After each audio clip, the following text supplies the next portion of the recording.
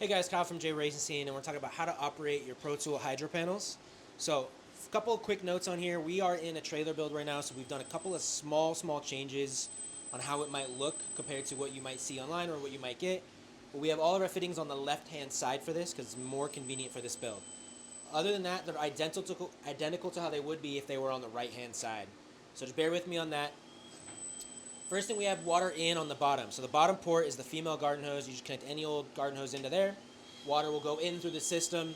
The next one up will be our waste line, and then our pure water output line. So once water's coming in, our startup procedure on how to operate this would be water's coming in. You want to make sure water is going through the system before you ever turn a pump on. Got to have water going through that pump before it turns on. So an easy way to tell is, especially the first time, is you've got water in the filter here, and then you got water coming out that waste line out the side. And once you've got water coming out that hose, you're good to turn on your pump. Turn on your pump, we'll have this max power switch over here. We've connect your 110 right here. You have your red on button and your green off button. Once the pump is on, you're going to have pressure increase on the regulator right here, and you'll see the pressure. It won't get any higher than about 20, maybe 30, until you close that bypass valve. So this bypass valve is going to do two things. It's going to flush your system for maintenance, and when you close it, it's going to pressurize the system and start producing clean water. So if you have a 3.0 or a 4.5, you've got this pump or a similar pump on here, and you want to make sure you've got water flowing. Close this valve. That's going to pressurize the system. You'll see that pressure increase, especially when the pump is on, and you're going to start producing clean water. If you've got a standard system going throughout to a water-fed pool, you're going to have a bunch of water coming out here, going straight to your pool. If you've got a tank-based system, the water's still going to come out here, and you're going to put that into a tank, and that's going to be a natural break point in how your system's going to operate. On a standard window cleaning or water-fed system, you'll have a carbon and a DI and a three-way valve.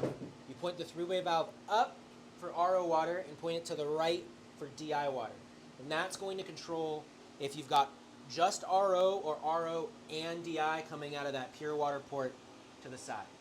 So on this one, it's a tank-based system. We're on a trailer, so we're going to have carbon and RO water going into a tank, and then we're going to pump water out of the tank with a 12-volt pump through that DI on the way to the reel. So a little bit different on a tank-based, which is why we don't have that three-way valve here.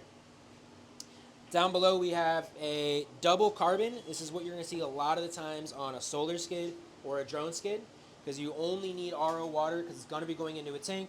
And on a drone skid, you're going to have an external large DI tank that you'll have as a separate standalone process. So to review, your startup procedure is water coming in, make sure your water got going through it, turn on your pump, close that valve. If you happen to have a 4.5, you're going to have an auto flush system. That auto flush system is going to periodically flush the membranes every so often to maintain them for you when you're working 8-hour days every single day and you're running the system. It's a workhorse. It's going to give you that peace of mind. It's going to maintain it for you, and it's just going to happen automatically.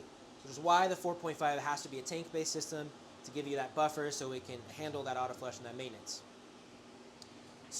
Your breakdown procedures, or when you're at the end of the day, end of job procedures are, go ahead and open up this valve first, let the water flush out of your waste line, run that for about 1 minute to 2 minutes, maintain those membranes.